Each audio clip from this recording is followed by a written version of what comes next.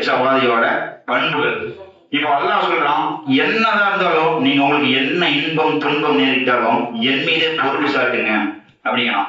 முதல்ல என்னையும் பொறுப்பு சாட்டுங்க, நான் உங்களுக்கு பொறுப்பாளியா இருக்கேன், நான் தான் உங்களுக்கு உணவளிக்கிறேன், நான் தான் உங்களுக்கு சரக்கா பொருளாதாரம் கொடுக்குறேன், நான் தான் உங்களுக்கு பொருளாதாரத்தை வழங்குறேன், நான் தான் உங்களுக்கு வாகனத்தை வழங்குறேன், என்னோட நாட்டுலாம் நீங்க வாழ்ந்துருவீங்களா அப்படின்னு சொல்லிட்டு அல்லாஹ் கேட்கறான். அப்போ முதல் ப்ரிஃபரன்ஸ் யார் கொடுக்கணும்னா அல்லாஹ் சுப்ஹானஹு அல் குர்ஆன்ல சொல்கிறான், இந்த உலகத்தில் முதல் இடம் அல்லாஹ்விற்கு மட்டும்தான். எப்படின்னா உணவு வழங்கினது அவன் தான், உடை வழங்கினது அவன் தான், இருப்பிடத்தை கொடுத்தது அவன் தான். ஆனா இதெல்லாம் மறந்த சமூகமாக நாம் அவனை வணங்க மறத்து சமூகமாக வாழ்ந்து கொண்டிருக்கிறோம். அப்போ இந்த இறை நேசர்கள் முதன்மை அல்லாஹ், இந்த அல்லாஹ்வை பயப்படக்கூடிய எப்படி இருப்பாங்க? ஈமான் நம்பிக்கையோடு இருப்பாங்க, பயபக்தியோடு இருப்பாங்க, அல்லாஹ்விற்கு முற்றிலும் பயப்படுவார்கள். ஒரு சிறிய தவறு செய்தாலும் அல்லாஹ் எங்கோ பார்த்துருவானா, அல்லாஹ் எங்கேயும் நாளைக்கு மறுமையில கேட்டுருவானா, இது குறித்து நாளைக்கு மறுமையில் விசாரிக்கப்படுவோமோ அப்படின்னு சொல்லிட்டு பயத்திலேயே அந்த பாவத்திலிருந்து பின்வாங்கி இறை அச்சத்தின் பக்கம், தக்குவாவின் பக்கம், அல்லாஹ்வுடைய வணங்குவதன் பக்கம் வீழ்ச்சி பெறுவார்கள். இவங்க ஒருத்தர். இன்னொரு சாரார் பாத்தீங்கன்னா அதிக நன்மை செஞ்சுட்டே இருப்பாங்க. அல்லாஹ் நாளைக்கு நம்ம மறுமையில குற்றம் பிடிச்சிடக்கூடாது, நம்ம வழங்கியதுல இருந்து நமக்கு பிடித்தவற்றிலிருந்து நாம செலவு செய்யணும் அப்படின்னு சொல்லிட்டு ஒரு சாரார் நன்மை செய்வார்கள். அப்புறம் முழு பொறுப்பையும் அல்லாஹ்விடம் வைப்பார்கள். ஆரம்பத்துல என்ன நன்மை துன்பம் வந்தாலும் அல்லாஹ் தான் பொறுப்பாளி, அல்லாஹ்விடம் தான் வந்திருக்கு, அல்லாஹ் இந்த துன்பத்தை கொடுக்கலன்னா இதை விட மிகப்பெரிய துன்பம் நமக்கு நேரில் இருந்துச்சு, அது நம்ம பாதுகாக்கப்பட்டோம். அப்படிதான் ஒரு இறையச்சன் பார்க்கணும். அல்லாஹ்வின் பாதையில் செலவு செய்யணும். இப்ப அல்லாஹ் அல் குர்ஆன்ல சிம்பிளா சொல்றான். சூரத்துல் ஆல இம்ரான்ல 3வது அத்தியாயம் 159 வசனத்துல, ஃபைதா அஸம்த ஃபதவக்கல் அலல்லாஹி இன்னல்லாஹ யுஹிப்புல் முத்தவக்கிலீன். இதுக்கு என்ன பொருள் கேட்டோம்னா, நீங்க முடிவு செய்திட்டீங்கன்னா முழு பொறுப்பை எங்களை ஒப்படைங்க. அல்லாஹ் சொல்றான், நீங்க முடிவு செஞ்சிருப்பீங்க, இங்க இருந்து நம்ம வீட்டுக்கு போறோம் அப்படின்னு முடிவு செஞ்சிருப்பீங்க, இன்ஷா அல்லாஹ் தானே, என்னோட அந்த பொறுப்பை ஒப்படைங்க, நான் உங்களை பாதுகாப்பா கொண்டு வர்றது என்னோட பொறுப்பு. பொறுப்பை என் மீது யார் ஏற்படுத்துறீங்களோ நான் உங்களுக்கு பொறுப்பாளி, நான் அவர்கள் அதிகமாக நேசிக்கின்றேன். அப்போ இந்த உலகத்திலேயே முதன்மையான பண்பு என்னன்னு கேட்டீங்கன்னா அல்லாஹ் தான் முக்கியத்துவம் கொடுப்பாங்க. அதுதான் இந்த ஜும்மாவுடைய சாராம்சம். முழுக்க அல்லாஹ்வை சார்ந்ததுதான் இந்த ஜும்மாவுடைய பிரசங்கம். இப்போ அல்லாஹ் சுப்ஹானஹு ஒரு சட்டத்திட்டத்தை போட்டுட்டான். முதல்ல என்ன நேசிங்க, அதுக்கப்புறம் நம்ம யாரை நினைப்போம்? அல்லாஹ்வின் தூதரை தான் நேசிக்க நினைப்போம். ஆனா அல்லாஹ் ஒரு சில இடத்துல சொல்றான், என்னை நேசிங்கள், அதற்கு பிறகாக என்னை வணங்குங்கள், உங்களுடைய பெற்றோர்களுக்கு நீங்கள் பணிவிடை செய்யுங்கள், உங்களுடைய பெற்றோர்களை நீங்கள் கண்ணியப்படுத்துங்கள், உங்களுடைய பெற்றோர்களை அழகிய முறையில் கண்ணியப்படுத்துங்கள், அழகிய முறையில் அவங்களோட உருவாடுங்க அப்படின்னு சொல்றான். பாருங்க, நம்ம ஆரம்பத்தோட சொன்னோம் அல்லாஹ்வுடைய தூதர் தான். அது இடம் பொருள் யாருக்கு அந்த மாதிரி மாறும். இப்போ உதாரணத்துக்கு பள்ளிவாசல்ல ஒரு கல்வியாக நடக்குது, ஒரு அல்லாஹ்வை பற்றி பேசப்படுற ஒரு சபை இருக்கு, ஒரு பயான் இருக்கு, ஒரு பெண்கள் நிகழ்ச்சி இருக்கு, ஒரு ஆண்டிர நிகழ்ச்சி இருக்கு அப்படின்னா அந்த இடத்துல நம்ம அல்லாஹ்வின் தூதருக்கு தான் முக்கியத்துவம் கொடுக்கணும். இடம் பொருள் யாவலை பொறுத்து அது மாறும். இதை ஒரு குடும்பத்துல ஒரு பிரச்சனை, ஒரு நல்ல நிகழ்வு, ஒரு விசேஷம், அந்த இடத்துல நம்ம பெற்றோர்களுக்கு முக்கியத்துவம் கொடுக்கணும். அல்லாஹ்க்கு அப்புறம் பிஸ்மில்லாஹ் அந்த ஃபங்க்ஷன் ஆரம்பிச்சு அதுக்கு பெற்றோர்களுக்கு முக்கியத்துவம் கொடுக்கணும். அவங்களுக்கு முக்கியத்துவம் கொண்டு அவங்கள கேட்டு ஒவ்வொரு விஷயம் சொல்லணும். சில இடத்துல பாத்தீங்கன்னா நம்ம மனைவி வீட்டு சென்று இருப்போம், ஒரு மனைவி வீட்டுல ஒரு ஃபங்க்ஷன் இருக்கும், அங்க நம்ம பெற்றோர்கள்ட்ட முடிவு வைப்பாங்க. நம்ம பெற்றோர்கள் முடிவு சொல்லும் போது நம்ம அவங்களை தடுப்போம், நீங்க பேசாதீங்க, உங்களுக்கு என்ன இங்க நீங்க போங்க அப்படின்னு பெற்றோரை உதாசீனப்படுத்துவோம். பெற்றோர்களுக்கு கண்ணியப்பட்டு சொல்றோம். அல்லாஹ் எந்த அளவுக்கு கேட்டா அல் குர்ஆனிலேயே சூரத்துல் அல் இஸ்ரால 14வது அத்தியாயம் 23, 24வது வசனத்துல பெரிய அத்தியாயம் அது. அப்போ இந்த உலகத்துல நம்ம பெற்றோர்கள் நம்ம பிறக்கிறதுக்கு காரணமானவங்க, மார்க்கம் கிடைச்சதுக்கு காரணமானவர்கள் அல்லாஹ்வின் தூதர்கள். 25 நபிமார்கள் இருக்கிறாங்க. ஆதம் அலைஹிஸ்ஸலாத்திலிருந்து இறை தூதர் முஹம்மது நபி ஸல்லல்லாஹு அலைஹி வஸல்லம் இறுதி நபி வரைக்கும் நம்ம எல்லாரும் எதுக்காக அனுப்பப்பட்டாங்க? நம்ம நேர்வழி பெறணும் அப்படிங்கறதுக்காக அனுப்பப்பட்டாங்க. இவங்க நம்ம மார்க்கம் நம்மளுக்கு கிடைக்கணும்னு அறுபாடுபட்டவர்கள். அப்ப இவங்க யார்? பெற்றோர்கள். நாம பிறந்து நம்ம வளர்ந்து நமக்கு அறிவு கொடுத்திருக்காங்க, நமக்கு ஒரு பெயர் வச்சிருக்காங்க, நமக்கு ஒரு பண்பாட்டோட வளர்த்திருக்காங்க. அப்ப இவங்களை நம்ம ஒருபோதும் அசிங்கமான வார்த்தைகளாலும் ஆபாச வார்த்தைகளாலும் திட்டக்கூடாது. உதாரணத்துக்கு பாத்தீங்கன்னா நண்பர்களோட பெற்றோர்களோட நண்பர்கள் தான் முக்கியம் சொல்லி சில தார நண்பர்கள் பார்க்க போவாங்க. அடுத்தடுத்து அது குறித்து வரும். அல்லாஹ் சுப்ஹானஹு வ தஆலா அல் குர்ஆன்ல பெற்றோர்களுக்கு சொல்றாங்க. 14வது அத்தியாயம் 23 மற்றும் 24வது வசனத்துல வகலா ரப்புக அல்லா தகுபது, அல்லாஹ்வும் தவிர வேற யாரையும் வணங்காதீங்க. இல்லா ஈயாகு வபில் வாலிதைனி இஹ்சானன் இம்மா யஃபுலுகுனா இன்தகல் கிப்ர அஹதுமா. எனவே பெற்றோருக்கு நீங்கள் நன்மை செய்ய வேண்டும் என்று உம்முடைய அல்லாஹ் நான் விதித்திருக்கிறேன். அவர்கள் ஒருவரோ இருவரோ முதுமையின் காரணமாக உங்களிடம் வந்துவிட்டால் அகிலுகுமா ஃபலா தருல்லகுமா வலா தன்ஹருகுமா மொஹல்லுகுமா கவுலான் கரீமா. அப்போ உம்மிடம் அவர்கள் வயதடைந்து கொண்டு உம்மிடம் வந்து அவங்களுக்கு அடைக்கலாம் கேட்டா நீங்கள் அவங்க அப்படின்னு சி அப்படின்னு கூட சொல்லிடாதீங்க. அப்படி சளிப்படைந்து விரட்ட வேண்டாம். அவர்களை நீங்க அப்படி விரட்டினீங்களா எங்கிட்ட கடுமையான வேதனை இருக்கு உங்கள்கிட்ட. மேலும் அவர்களிடம் கனிவான கண்ணியமான பேச்சுகளை பேசுவீராக. இது 23வது அத்தியாயம். 24வது அத்தியாயத்துல இரக்கம் கொண்டு பணிவென்றும் இறக்கை கொண்டு நீங்கள் தாழ்த்துகிறாக. அதாவது இந்த 2 கைதான் அல்லாஹ் வந்து நம்ம இறக்கையை சொல்றான். அந்த 2 கையால அவங்கள பேணுங்க, அவங்களை இறக்கை உங்களை 2 கையால் அவங்களை அணைச்சுக்குங்க. ஒருபோதும் அவர்கள் முதுமையின் காரணமாகவோ அல்லது நோய் வாய்ப்பட்டாலோ அவங்களை நீங்க உதாசீனப்படுத்திட வேணாம் அப்படின்னு சொல்லி அல்லாஹ் சொல்றாங்க. ஏன்னா உதாரணத்துக்கு பெற்றோர்களுக்கு ஒரு நோய் வந்துருச்சு, படுத்த படைக்க கிடக்குறாங்க, பணிவிடை செய்ய நேரம் இல்லை போது என்ன பண்ணுவோம், சரிப்படுத்திடுவோம் வாழ்க்கையில. என்னடா இது, அல்லாஹ் இப்படி ஒரு விதி, அல்லாஹ் நன்மை நாடி இருக்காதுல்ல, அல்லாஹ் ஒரு நல்ல வாய்ப்பை தந்திருக்கான். தாயுடைய காலனில சோனம் இருக்குன்னு அல்லாஹ்வின் தூதர் சொல்லியிருக்காரு. அப்போ ஒரு நல்ல வாய்ப்பை தந்திருக்கான்னு சொல்லிட்டு நம்ம பணிவிடை செய்ய முன் வரணும். எல்லாத்தையும் விட்டு பணிவிடை செய்ய முன் வரணும்.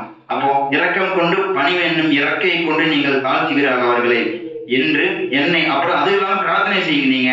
என்னை பரிவோடு சிறு வயதில் என்னை வளர்த்தது போல் நீங்கள் அவர்களுக்கு கிருபை செய்வார்கள் அல்லாஹ் என்று பிரார்த்தனை செய்வீர்களாக. ஆனா இன்று பெற்றோர்களுக்காக, இந்த மனைவி கணவனுக்காக, நண்பர்களுக்காக, உறவினர்களுக்காக பெற்றோர்களை உதாசீனப்படுத்தக்கூடிய சமூகமாக நாம் சமூகத்தில் இன்னும் வாழ்ந்து கொண்டிருக்கிறார்கள். அல்லாஹ் பாதுகாத்தவர்களை தவிர இடம் பொருள் யாவை தெரிந்த இப்போ ஒரு சபையில பெற்றோர் கண்ணியப்படுத்தணும். அடுத்தது பாத்தீங்கன்னா 2வது இடத்துல இறை தூதர்களையும் நம்ம கண்ணியப்படுத்தணும். 2 இடம் கொடுக்கணும். ஒரு சில இடத்துல பெற்றோருக்கும் முக்கியத்துவம். நம்ம சொன்ன மாதிரி சபையை பொறுத்து மாறாது. பள்ளிவாசல் சபைனா அது அல்லாஹ்வின் தூதருக்கு ப்ரிஃபரன்ஸ் கொடுக்கணும். விண்ணப்ப செயல் வீட்டு விசேஷங்கள்ல பெற்றோருக்கு முக்கியத்துவம் கொடுக்கணும். இப்ப 2வதாக இறை தூதர்கள், குறிப்பாக நபிகள் நாயகம் ஸல்லல்லாஹு அலைஹி வஸல்லம் அவர்கள். இறை தூதர் வந்து இல்லைன்னு சொன்னா நம்ம நேர்வழி கிடைச்சிருக்குமா? அவங்க வந்துட்டு அல்லாஹ் அவங்களை நம்ம இந்த உலகத்துக்கு அனுப்பி இந்த மக்களுக்கு போய் தாவா செய்யுங்கன்னு சொல்லலைன்னா நம்ம இன்னும் ஒரு காஃபிரா தான் வாழ்ந்து கொண்டு இருப்போம். இந்த மார்க் நமக்கு கிடைச்சிருக்காது. நம்ம பேர்ல வேற என்னமோ ஒரு காஃபிரான பேரை வச்சிருப்பாங்க. அப்போ இறை தூதர்கள் என்ன பண்ணிருக்காங்க, நம்ம வாழ்க்கைக்காக நம்ம நல்லா இருக்கணும், நம்ம சோனம் போனோம் என்பதற்காக அவர்கள் என்ன பண்ணிருக்காங்க, அவங்க வாழ்க்கை, குடும்பம், பொருளாதாரம் எல்லாவற்றையும் அவங்க தியாகம் செஞ்சிருக்காங்க. அப்போ அடுத்தபடியாக அவர்கள் நேசிக்க சொல்றாங்க. எந்த அளவுக்கு என்று சொன்னால் இறை தூதர்கள் எல்லாம் நம்முடைய நேர்வழி பெற வேண்டும் என்பதற்காகவே சிரமப்பட்டவர்கள் சொல்லி அல்லாஹ் சொல்றான். சூரத்துல் அத்-தௌபால 9வது அத்தியாயம் 24வது வசனத்துல குல் இன்கான ஆபாவுக்கும் அபுனாவுக்கும் இஹ்வானுக்கும் அஸ்வாஜுக்கும் அஸிரத்துக்கும் அம்வாலுக்கும் தரஃப்துமூஹா வதிஜாரத்துன் தல்சௌன கசாதக மசாகீனு தர்லௌனஹா அஹப்ப இலைக்கும் மினல்லாஹி ரசூலிஹி வஜிகாதின் ஃபீ சபீலிஹி. கொஞ்சம் மிகப்பெரிய வசனம்.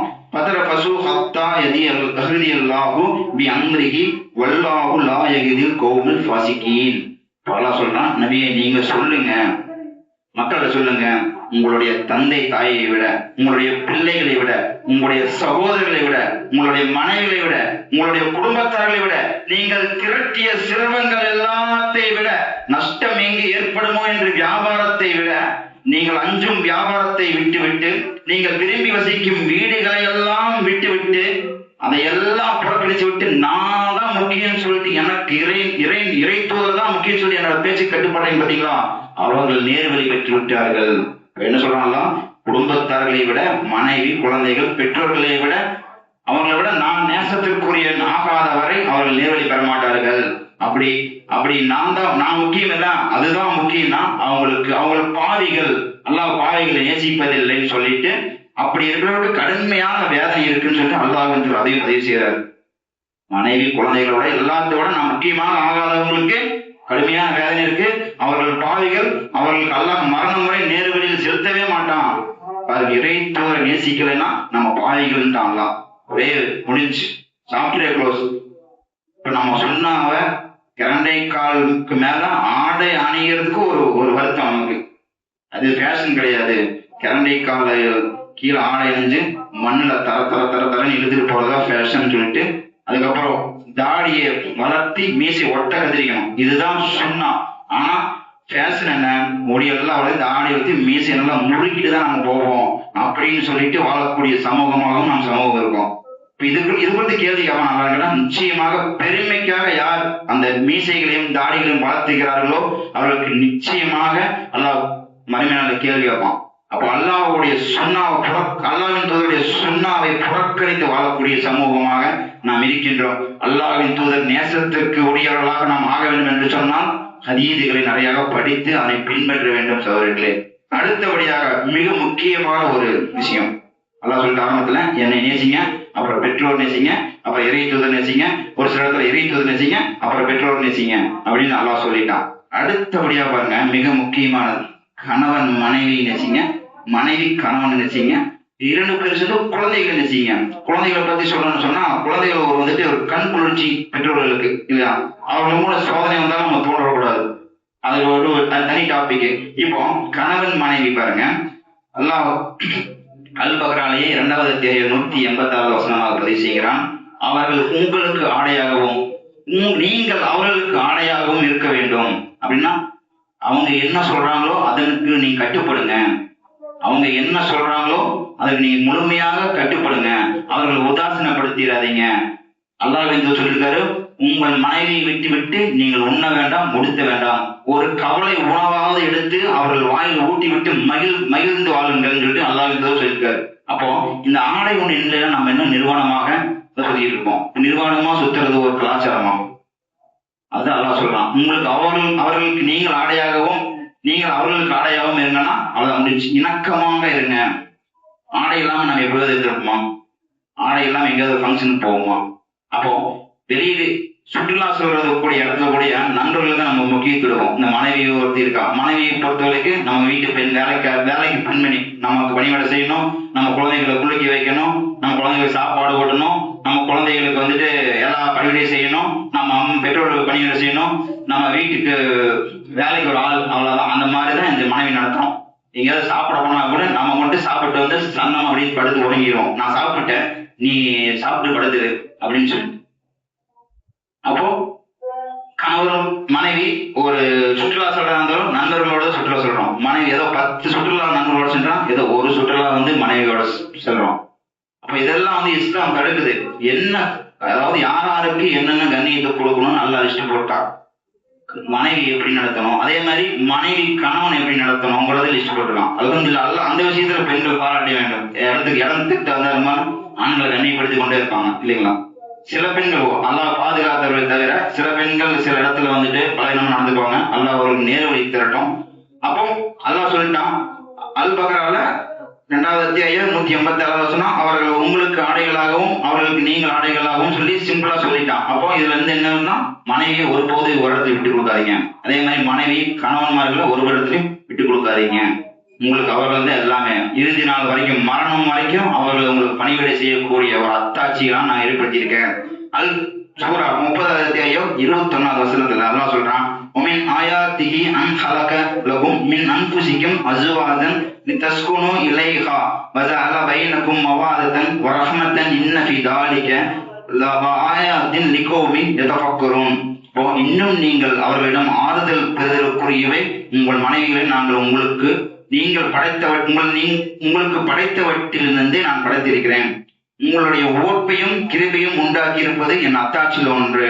உங்களுக்குடைய நடக்கக்கூடிய பாசம், நேசம், கசப்பு, மனக்கசப்பு, சண்டைகள், சச்சரவுகள் இதெல்லாம் என்னோட அத்தாட்சியில ஒண்ணு. இதுல யாரு பொறுமை காற்று வெற்றி அடைகிறார்களோ அவர்கள் நிச்சயம் வெற்றியாளர்கள் சொல்லிட்டு அல்லாஹ் சுப்ஹானஹு வ தஆலா அல்-குர்ஆனிலே பதிவு செய்கிறான். ஓகே, இப்போ வந்துட்டு முதல் முக்கியத்துவம் அல்லாஹ்க்கு, 2வது பெற்றோர்களுக்கு, 3வது இறை தூதர்களுக்கு அல்லது இறை தூதர் பெற்றோர்கள். இவங்க 2 பேரும் 2வது கேட்டகரியில் சில இடத்துல வர்றாங்க. அடுத்ததாக கணவன் மனைவி 4வது இடத்துல அவங்க வர்றாங்க. அடுத்தபடியாக உடன் பிறந்தவர்கள். சூரத்து அல்-ஹுஜ்ரத்துல 49வது அத்தியாயம் 10வது வசனத்துல அல்லாஹ் சுப்ஹானஹு வ தஆலா சொல்றான், இன்னமால் மூமினூன இஹ்வாத்துன் ஃபஅஸ்லிஹு பைன இஹ்வைக்கும் வத்தகுல்லாஹ லஅல்லக்கும் துர்ஹமூன். அல்லாஹ் ஒரே வார்த்தை சொல்றேன், நேரடியா சொல்ல, உடன் பிறந்தவர்கள் பற்றி அல்-குர்ஆன்ல நேரடியா சொல்ல, ஆனா எப்படி சொல்றாங்க, நிச்சயமாக மூமின்கள் யாவரும் சகோதரர்கள். ஆகவே உங்கள் சகோதரர்களிடையே நீங்கள் சமாதானம் உண்டாக்குங்கள். இன்னும் உங்கள் மீது கிருபையும் செய்யும் பொருட்டு எனக்கு இருக்கு, அதனால எனக்கு நீங்க கட்டுப்படுங்க. அல்லாஹ்வை அஞ்சுங்கள். உங்களுக்கு அருள் செய்யறது கிருபை செய்யறது என்னோட பொறுப்பு, நான் செய்யறேன், எனக்கு கட்டுப்படுங்க. ஆனா நீங்க மூமின்கள் யாவரும் சகோதரர்கள். இன்று இந்த நாட்டுல நம்ம முகலாயே எடுத்துக்கிட்டாலும் அண்டை வீட்டார் கூட சண்டை. அல்லாஹ் சொல்லிட்டான், அல்லாஹ்வை ஏற்றுக்கொண்டவர்கள் அனைவரும், அல்லாஹ்வுடைய தூதரை ஏற்றுக்கொண்ட அனைவரையும், இவர்கள் கட்டுப்பட்டவர்கள் அனைவருமே சகோதரர்கள். ஆனா இன்று சொத்துக்களுக்காக இந்த உடன் பிறந்தவர்களை உதாசீனப்படுத்தி, மனைவிக்காக கணவனுக்காக உடன் பிறந்தவர்களை உதாசீனப்படுத்தி விட்டு வாழ்ந்து கொண்டிருக்கிற சமூகமாக தான் இன்றும் பல இடத்துல இருக்கு. என்ன, ஒரு இஸ்லாம் பற்றிய ஒரு விழிப்புணர்வு இல்லாத காரணத்தினால இந்த உடன் பிறந்தவர்களை உதாசீனப்படுத்துறோம். ஒரு வீடுதான் தந்தை வச்சிருப்பாரு, 3 மக்கள் 4 மக்கள் இருக்கும். அவர் முகத்தான நின்று 4 பேர் சண்டை அடிச்சுக்கிறது. எனக்கு தான், எங்க அத்தாவுக்கு நான் பாசப்பில்லை, நான் தான், எங்க அத்தாவுக்கு எனக்கு தான் அதை எழுதி வைக்கணும்னு சொன்னாரு, நீங்க 3 பேர் பங்கு போடுறது நியாயம் இல்லை அப்படின்னு இஸ்லாம் சொல்லுது. சரி சமம், எத்தனை குழந்தைகள் இருந்தாலும் 4 பாகமா பிரிக்கணும். 4 குழந்தைகள் 4 பாகம், 3 குழந்தைகள் தான் 3 பாகம். அப்போ அல்ப காரணங்களுக்காக மனைவிட்ட திடீர்னு ஒரு பொருளை உயர்த்தி வச்சிருப்பாரு. அண்ணனோ தம்பியோ இருந்ததுன்னா, அண்ணி அதை எடுங்க அண்ணி அப்படின்னு சொல்லிட்டு உடனே ஒரு கோபம் வந்துடும். நீ எப்படி மனைவி நீ வேலை வாங்கலாம் அப்படின்னு. யாரு சகோதரர் தானே, நம்மளுடைய சகோதரர்கள் தானே, நீ எப்படி அதாக்கலாம் அப்படின்னு சொல்லி சண்டைக்கு போவாரு. அப்போ இது போன்ற சூழல் நம்ம பார்த்துட்டு தான் இருக்கோம். அப்போ அல்லாஹ் சுப்ஹானஹு வ தஆலா சொல்லிட்டான். அப்போ ஏதாவது ஒரு சின்ன விஷயத்துல மிஸ் அண்டர்ஸ்டாண்டிங் ஆச்சுன்னா அந்த கால்குலேஷன் எடுத்துக்கொண்டு அந்த முஸ்லீம்களை பழி வாங்கி ஆகணும், நீ என்னையுமே இப்படி சொல்லிட்டியா அப்படின்னு சொல்லி பழி வாங்கணும்னு சொல்லி எண்ணத்துல கூட நிறைய பேர் பழி வாங்குவாங்க. அப்ப அல்லாஹ் அதெல்லாம் வெறுக்கிறான். எல்லாமே சகோதரர்கள் தான். இன்றும் சொல்றோம், யாராவது யாரு கூட பேசாம இருந்தாலும் நிச்சயமாக மரணிக்கிறதுக்குள்ள பேசிடுங்க. அப்படி எடுத்து வைத்துக் கொண்டு மரணிச்சு வைக்கும் என்று சொன்னால் நிச்சயமாக பகிரங்கமான வழிகேடு, பகிரங்கமான பாவம் அது.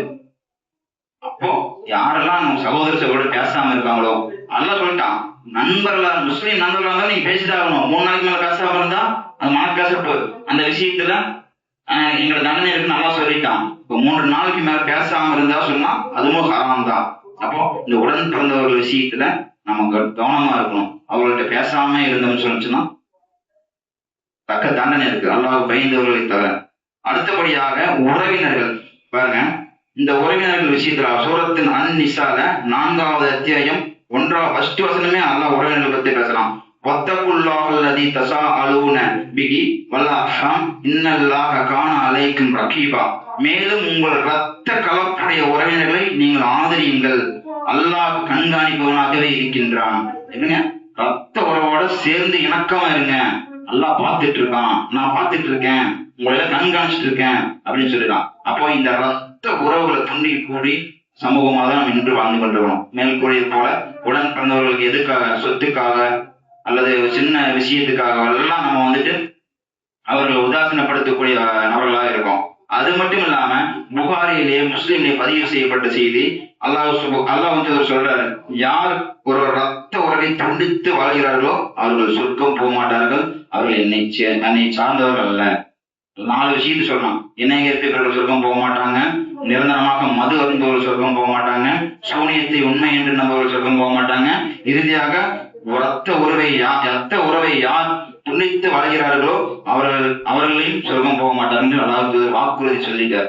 அப்போ இதிலிருந்து நாம மீழ்ச்சி வரணும், சிந்திக்க கடமைப்பட்டிருக்கிறோம். இப்போ உறவினர்கள் விஷயத்துல நம்ம கவனமா இருக்கணும். உதாரணத்துக்கு பாத்தீங்கன்னா, உறவினர் வீட்டுல ஒரு சின்ன ஃபங்க்ஷன் இருக்கும், அதே நாள் நண்பர்கள் வீட்டுல ஃபங்க்ஷன் இருக்குன்னு நாம என்ன பண்ணுவோம், எனக்கு நண்பன் தான் முக்கியம் அப்படின்னு நண்பர் வீட்டு ஃபங்க்ஷனுக்கு போயிடுவோம் இல்லைங்களா. நிதர்சனமான உண்மை, என் நண்பன் எனக்காக எல்லாமே பண்ணுவான். ஆனா லாஸ்ட் நண்பரோட கேட்டகரியில லாஸ்ட் வச்சிருக்கான். அந்த நண்பர் மறுமை நாள் என்ன பண்றாருன்னு பார்ப்போம் இன்ஷா அல்லாஹ். அப்போ உறவினர்கள் ஒரு ஃபங்க்ஷன் இருக்கும், இல்ல எனக்கு நண்பன் தான் முக்கியம், நான் நண்பர் வீட்டு தான் போன்னு சொல்லிட்டு உறவுகளை உதாசீனப்படுத்தி விட்டு நண்பர்களுக்கு முக்கியத்துவம் கொடுக்கக்கூடிய சமூகமா இருக்கிறோம். நண்பர் கூப்பிட்டா கணவனை விட்டுட்டு போயிடுறது, மனைவி விட்டுட்டு போயிடுறது, குழந்தைகளை விட்டுட்டு போயிடுறது, பெற்றோர்களை விட்டுட்டு போயிடுறது. பெற்றோர்கள் வேலை சொல்லுவாங்க, மகனே அந்த பொருளை எடுத்து கொண்டு அவங்களோட கொடுத்துரு, நண்பன் வேலை சொல்லியிருக்கான், அந்த வேலை செஞ்சுட்டு தான் அவங்களுக்கு செய்வேன்னு சொல்லி பெற்றோர்களையும் உதாசீனப்படுத்துறான் சில விஷயங்கள்ல. அதே மாதிரி மனைவியும் உதாசீனப்படுத்துறோம். நண்பன் எனக்கு கூப்பிட்டுட்டான், நான் நண்பனுக்கு தான் முக்கியத்துவம் கொடுப்பேன்னு சொல்லிட்டு உறவினர்களுக்கு உதாசீனப்படுத்தி விட்டு பெற்றோர்களையும் உதாசீனப்படுத்தி விட்டு செல்லக்கூடிய சமூகமாக இன்னும் சிலர் இருக்கிறார்கள். அல்லாஹ் பாதுகாத்திருக்கல. அப்ப அவங்க எல்லாத்தையும் அல்லாஹ் பாதுகாக்கணும் என்று கூறி அடுத்தபடியாக அண்டை வீட்டார்கள் பாருங்க. ஆரம்பத்துல அல்லாஹ் வந்து யாருக்கு ப்ரிஃபரன்ஸ் கொடுக்கணும், எனக்கு ப்ரிஃபரன்ஸ் கொடுங்க. செகண்ட் பெற்றோர்கள், மூன்றாவது இறை தூதர்கள், நான்காவது கணவன் மனைவி, மனைவி கணவன், உடன் பிறந்தவர்கள், அடுத்தபடியாக உறவினர்கள், அடுத்தபடியாக 7வது கேட்டகரி அண்டை வீட்டார்கள். எந்த அளவுக்கு என்று கேட்டால் நபிகள் நாயகம் ஸல்லல்லாஹு அலைஹி வஸல்லம் அவர்களுக்கு ஜிப்ரீல் அலைஹிஸ்ஸலாம் வகை கொண்டு வரும்போதெல்லாம் சொல்லுவாரு, அண்டை வீட்டார்கள் இணக்கமா இருங்க, அண்டை வீட்டார்கள் பசித்திருக்க நீங்க மட்டும் வயிறால உண்ணாதீங்க. அல்லாஹ் சொல்றாரு. அகமதுல 367வது செய்தியாக பதிவுபட செய்து, அண்டை வீட்டார் பசித்திருக்க நாம் மட்டும் வயிறு நிரம்ப உண்பவர்கள் நம்மை சார்ந்தவர் அல்ல. அப்போ ஏதாவது வச்சு குழம்பு வச்சாலும் குழம்பு பத்தலையா, நம்ம கூட தான் கரெக்டா இருக்குமா, தண்ணி ஊத்தி கலக்கி அண்டை வீட்டாருக்கு கொடுங்க. இப்போ இன்னைக்கு அண்டை வீட்டார்கள் ஏதாவது கொடுத்தா அதை உதாசீனப்படுத்துறோம். இல்ல எனக்கு வேணாம், எங்கள்கிட்ட இருக்கு, நீங்க கொடுக்குறீங்க, அது கிஃப்ட், அந்த அன்புகளை நம்ம அழகா ஏத்துக்கணும். அதுதான் ஒரு மூமினோட பண்பு. அப்போ புகாரில் 6014வது செய்தியாக ஜிப்ரீல் அலைஹிஸ்ஸலாம் உபதேசம் குறித்து அல்லாஹ் சொல்றாரு. டெய்லி வந்து சொல்றாரு ஜிப்ரீல் அலைஹிஸ்ஸலாம், நீங்க அண்டை வீட்டை இணக்கமா இருங்க, அவங்களோட நீங்க பரிபக்குவமா இருங்க, அவங்க சகோதரனா நீங்க அப்படின்னு சொல்லிட்டே இருக்காரு. என்னடா அல்லாஹ்வுக்கு சந்தேகம் வந்துருச்சு, என்னடா இவர் டெய்லி சொல்லிட்டே இருக்காரா, ஜிப்ரீல் அலைஹிஸ்ஸலாம் டெய்லி வகை மூலமா வந்து சொல்லிட்டே இருக்காரா, ஒருவேளை அல்லாஹ் அண்டை வீட்டார வாரிசு ஆக்கிடுவாங்களோ, அண்டை வீட்டாருக்கும் சொத்துல சமபங்குன்னு சொல்லிடுவாங்களோ, அண்டை வீட்டாருக்கும் இந்த வீட்டுல உரிமை இருக்குன்னு சொல்லிடுவாரோ, அண்டை வீட்டாருக்கும் உறவு போல நடந்துன்னு சொல்லிடுவாரோன்னு சொல்லிட்டு சந்தேகம் வந்துருச்சு அல்லாஹ். அந்த அளவுக்கு அண்டை வீட்டாரோட இணக்கமாக இருக்கணும் அப்படிங்கிறார். இப்ப அண்டை வீட்டார் ஒரு காம்பவுண்டுக்குள்ள 2 வீடு இருக்குன்னா, நண்பர் வராருன்னா அண்டை வீட்டுக்கார் பிடிக்காது, உடனே ஒரு சண்டைக்கு போவார். என் நண்பர் வரும்போது நீங்க ஏன் வரான்னு சொல்றீங்க அவனை அப்படின்னா அப்படிதான் சொல்லுவோம். என் நண்பர் வரும்போது நீங்க என்ன அவனை வரானாங்கிறீங்க, நீங்க என்ன அவ்வளவு பெரிய வேலை இருக்கலாம், அவ்வளவு பெரிய ஆளா நீங்க அப்படின்னு சொல்லிட்டு அண்டை வீட்டார் சண்டைக்கு போவோம். அப்போ அல்ல நண்பனுக்கு முன்னாடியே அண்டை வீட்டார் சொல்றது வந்து வச்சுட்டான். அண்டை வீட்டாருக்கு அப்புறம் தான் நண்பன். இவங்க எல்லாத்துக்கும் கடைசியில தான் நண்பன். சூரத்துல் அன்னிஸால 4வது அத்தியாயம் 36வது வசனத்துல அல்லாஹ் பதிவு செஞ்சுட்டான். அல்லாவே சொல்லிட்டான், அண்டை வீட்டாரிடம் நல்ல முறையில் நடந்து கொள்ளுங்கள். அல்லாஹ் சுப்ஹானஹு வ தஆலா. இதுக்கு மேல யாராவது சொல்லணுமா? இப்போ இந்த நண்பர்களுக்காக, இந்த உறவினர்களுக்காக எல்லாரும் யாருமே யாரும் உதாசனப்படுத்தக்கூடாது. மூமின்கள் யாரும் சகோதரர்கள். ஆக கண்ணியத்திற்குரிய அல்லாஹ்வுடைய நல்லடியார்களே, இந்த செய்தியை கேட்டுவிட்டு அப்படியே கடந்து விட வேண்டாம். இதனை மனதில் பதிய வைத்துக் கொண்டு நாம் அதே போல வாழ்ந்து மனைவிக்கூடிய பாக்கியத்தை எல்லாம் வல்ல ரஹ்மான் நம் அனைவருக்கும் தந்தல் பெறும் என்று கூறி எனது முதலாம் முறையை நிறைவு செய்கிறேன். வாஹிரு தஅவானா அல்ஹம்துலில்லாஹி ரப்பில் ஆலமீன். அஸ்ஸலாமு அலைக்கும் வரஹ்மத்துல்லாஹி.